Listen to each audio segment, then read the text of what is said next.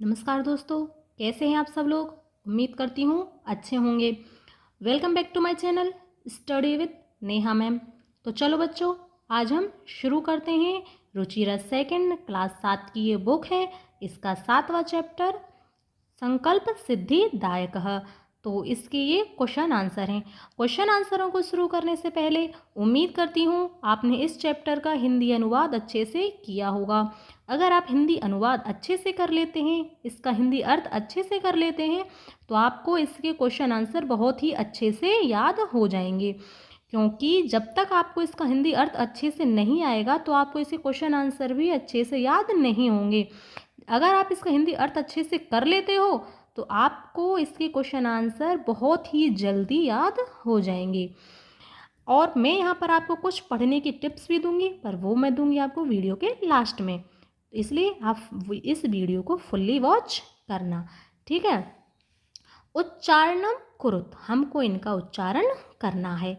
अभवत, नैवेदयत, तपस्वी, तपति, वदति स्मः, वदति, गच्छति स्मः, एकथयत, पूजयत, प्रविशतः, वसति स्मः, चरति स्मः, एकरोत्, अगच्छत, स्वपिति, अवदत्, रक्षति स्मः, करोति स्मः, पठति स्मः।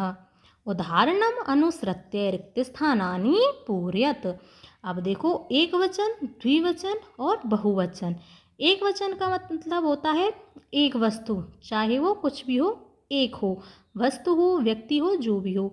और द्विवचन का मतलब है दो वस्तु, दो व्यक्ति, दो महिलाएं, ये होते हैं द्विवचन। और बहुवचन का मतलब होता है 3, 4, 5, 2 से अधिक जितनी भी वस्तुएं हों, जितने भी व्यक्ति हों, वो बहुवचन में आते हैं। अब देखो, वसति इसमें है। ये जो वसति है ये वर्तमान काल की क्रिया है। अगर हम वर्तमान काल की क्रिया के साथ इसमें जोड़ देते हैं तो वो भूतकाल का अर्थ देने लगती है। जैसे वसति यानी कि रहता है, और वसति स्मः यानी कि रहता था। वसति इसमें है, जैसे एक व्यक्ति रहता था। और द्विवचन में कैसे आएगा कि दो व्यक्ति रहते थे। बसतः स्मः, दो व्यक्ति रहते थे, ये दो के लिए आता है। और बसंती इसमें है, जैसे चार व्यक्ति रहते थे, चार व्यक्ति, 5 व्यक्ति रहते थे, 6 व्यक्ति रहते थे, तो बहुवचन में वसंती स्मः। पूजयति स्मः, पूजयतः स्मः, पूजयन्ति स्मः, रक्षति स्मः, रक्षत स्मः, रक्षन्ति स्मः, चरति स्मः, चरतः स्मः, चरन्ति स्मः, करोति स्मः, कुरुतः स्मः, कुर्वन्ति स्मः। पुरुष एक वचन, द्विवचन और बहुवचन के। एकथयत, एकथयताम, एकथयन। अपूजयत, अपूजयताम, अपूजयन। अरक्षत, अरक्षताम, अरक्षन। एवसः, एवसतम, एवसत। अपूज्य, अपूज्यतम, अपूजयत। एचर, अचरतम, अचरत। एपठम, एपठाव, एपठाम। अलिखम, अलिखाव, अलिखाम। एचर्यम, एरचयाव, एरचयाम, एरचयाव, एरचयामः। अब देखो, प्रश्नानाम उत्तराणि एक पदेन लिखत। अब हमको इनके आंसर एक पद में लिखने हैं। देखो, तपः प्रभावात के सखाए जाता। तप के प्रभाव से कौन मित्र बन जाते हैं? हिंसक पशु। तप है प्रभावात हिंसक पशु है सखाए जाता। इस प्रकार से आपको अपनी कॉपी में इसका आंसर लिखना है। पार्वती तपस्यार्थ कुत्र अगच्छत। पार्वती तपस्या के लिए कुत्र यानी कि कहाँ अगच्छत गई? गौरी शिखरम। पार्वती तपस्यार्थः गौरी शिखरम अगच्छत। कह शमशाने वसति। कौन, कह यानी कि कौन शमशान में वसता रहता है। ये किम शब्द पुल्लिंग में एक वचन का रूप है, ठीक है। और इसलिए पुल्लिंग शब्दों में ये शिव भी एक वचन है, इसलिए यहाँ पर आएगा शिवः शमशाने वसति। शिव निंदाम श्रुत्वा का क्रुद्धा जाता। शिव की निंदा को श्रुत्वा सुन करके कहा, यानी कि कौन, ये स्त्रीलिंग के किम शब्दों में एक वचन है। ठीक है, प्रथमा विभक्ति का एक वचन। क्रुद्धा जाता, शिव निंदा श्रुत्वा पार्वती ही क्रुद्धा जाता। बटुरूपेण तपोवनम कह प्रविशत है। बटु यानी कि ब्रह्मचारी के रूप में तपोवन में कौन प्रवेश करता है। बटुरूपेण तपोवनम शिव प्रविशत। अब देखो ये शब्द हैं कह, का, कम, काम प्रति कथयति, किसने किसके प्रति कहा। इस प्रकार से आपको यहाँ पर बताना है कि ये वाक्य किसने कहा था और किसके लिए कहा था। वत्से तपः कठिन भवति, हे पुत्री तपस्या कठिन होती है, ऐसा किसने कहा था, माता ने। किसके लिए, पार्वती के लिए कहा था। अहम तप एव च करिष्यामि, अहम मैं तप ही करूँगी, ऐसा किसने कहा था, पार्वती ने अपनी माता से यानी कि मैना से। मनस्वी कदापि धैर्यम ने परित्यजति, जो मनस्वी पुरुष होते हैं, महिलाएं होती हैं, व्यक्ति होते हैं, वो कभी भी कदापि कभी भी धैर्य को नहीं त्यागते। किसने कहा था, पार्वती ने। किसके लिए, विजया के लिए। अपर्णा इति नामना त्वं प्रथिता, अपर्णा इति इस प्रकार के नाम से भी तुम प्रसिद्ध हो गई हो। यह किसने कहा था, विजया ने। किससे, पार्वती से। पार्वती ही प्रीतो अस्मि तव संकल्पेन, पार्वती मैं तुम्हारे संकल्प से प्रसन्न हूँ, ये शिव ने कहा था पार्वती से। शरीर मध्यम खलु धर्म साधनम, यह किसने कहा था, वटु। किससे, विजया से। अहम तव कृत दासो अस्मि, मैं तुम्हारा खरीदा हुआ दास हो गया हूँ, यह किसने कहा था, शिव ने। किससे, पार्वती से। प्रश्नानाम उत्तराणि लिखत, अब हमको प्रश्नों के उत्तर लिखने हैं।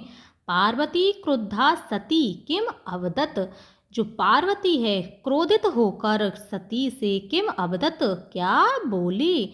अब देखो इसका जो क्वेश्चन का आंसर है मैं आपको पीछे दिखाऊंगी। उसका आंसर ये है, बोलता है अरे वाचाल जगती ने कोऽपि शिवस्य यथार्थः स्वरूपम जानाति, यथा त्वम असि तथैव वदसिहि। उसका वो वाला जो मैंने आपको भी दिखाया था, ये वो इसका आंसर है। कहे पाप भागः भवति, अब इसका भी मैं इसी चैप्टर में आपको दिखाऊंगी, आप वहाँ से लिख लेना। कौन पाप के भागी होते हैं, यह निंदाम करोति, यह निंदा कर रहा है। सह तु पाप भाग भवति, यह तो पाप का भागी है।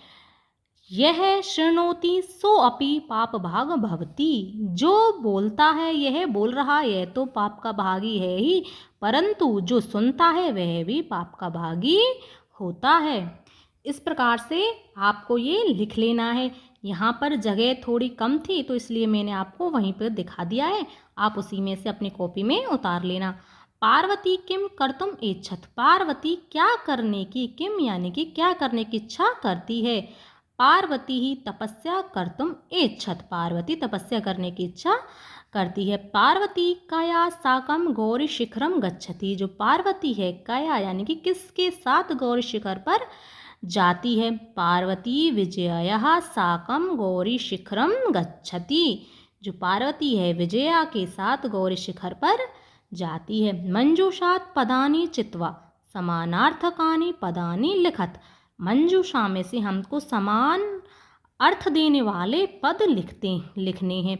जैसे कि शिलायाम प्रस्तरिन, शिला का मतलब भी होता है पत्थर और प्रस्तरे का भी होता है पत्थर, तो इनको हम कहते हैं समान अर्थ देने वाले शब्द। पशव का मतलब भी होता है पशु और जंतव का अर्थ भी होता है पशु। अम्बा यानी कि माता, माता यानी कि माता। नेत्रानी, नेत्रानी यानी कि नेत्र। नयनानी नेत्र। तूष्णीम मौनम। उदाहरण अनुसारम पद रचनाम कुरुत। अब देखो वसति स्म है ए वसत, पश्यति स्म ए पश्यत, तपति स्म है ए तपत, चिंतयति स्म है ए चिंतयत, वदति स्मः ए वदत, गच्छति स्मः ए गच्छत, ए लिखत लिखति स्मः ए कथयत कथयति स्मः ए नयत नयति स्मः ए नयति मतलब ले जाता था। ए पठत पठति स्मः ए धावत धावति स्मः ए हसत हसति स्मः। तो ये था आपके 7वें चैप्टर के क्वेश्चन आंसर। मैंने आपको बहुत ही अच्छे से कराए हैं। तो आज मैं यहाँ पर आपको बहुत ही अच्छी बात बताने वाली हूँ। देखो बच्चों, हम रहते हैं, हम स्कूल में रहते हैं, घर पे रहते हैं, तो हमारे साथ हम 2 तरह के व्यक्ति रहते हैं, एक टैलेंटेड और एक जो मेहनती होते हैं। अब हमें क्या है, हर इंसान का टैलेंट अलग होता है, किसी का पढ़ने में होता है तो किसी का खेलने में होता है। तो इसी प्रकार से अब हम मिडिल क्लास लोग होते हैं तो खेलने को इतना महत्व हम दे नहीं पाते हैं, क्योंकि हमारे पास कुछ पैसों की कमी होती है या फिर कुछ हमारे माँ बाप भी हमको खेलने नहीं देते, तो हमारे पढ़ने में तो इंटरेस्ट होता नहीं है। लेकिन फिर भी हम अगर मेहनत करें, परिश्रम करें, तो भी हम पढ़कर भी कुछ अच्छी नौकरी पा सकते हैं, अपनी ज़िंदगी में सफलता प्राप्त कर सकते हैं। टैलेंटेड व्यक्ति होते हैं वो तो पढ़ते हैं, एक बार पढ़ते हैं, 2 बार पढ़ते हैं तो उनको याद हो जाता है, क्योंकि उनका इंटरेस्ट होता है पढ़ने में। अब हम जैसे होते हैं जो हमारा इंटरेस्ट नहीं होता है, पर हमको पढ़कर हमारे पास कोई लास्ट ऑप्शन है ये पढ़ाई का ही, कुछ करना है, कुछ बनना है, बस हमको तो पढ़ के ही बनना है। तो इसलिए हम क्या मेहनत करते हैं। आप मेहनत करते जाओ, एक दिन आपको सफलता ज़रूर मिलेगी। आप उन इंटेलिजेंट बच्चों से भी आगे निकल जाओगे। मेहनत का कोई विकल्प नहीं होता है। बार बार अभ्यास करें, रिवीजन करें, एक बार करें, 2 बार करें। एक बार में तो कभी किसी को कुछ भी याद नहीं होता है, एक बार 2 बार याद करें। जो आपके साथ टैलेंटेड व्यक्ति होते हैं, इंटेलिजेंट व्यक्ति होते हैं ना, वो भी 1-2 बार पढ़ते हैं तब उनको याद होता है, वो आपको बताते नहीं होंगे। एक बार में किसी को याद नहीं होता है। तो आप भी परिश्रमी बने, मेहनती बने। अगर आप मेहनती बनते हैं तो आपको एक बार में, 2 बार में, 3 बार में पढ़ोगे तो आपको सारे क्वेश्चन आंसर याद हो जाएंगे, पूरी बुक याद हो जाएगी, और आप भी हमेशा क्लास में हमेशा फर्स्ट आओगे और अपनी ज़िंदगी में एक सफल व्यक्ति बनोगे। अगर वीडियो पसंद आई हो, ये कुछ अच्छी सी टिप्स थी, आपको पसंद आई हो, तो वीडियो को लाइक करें, शेयर करें, चैनल को सब्सक्राइब करें। अगर अच्छा लगता है तो अच्छे अच्छे कमेंट करें। अब नेक्स्ट चैप्टर नेक्स्ट वीडियो में, तब तक के लिए धन्यवाद।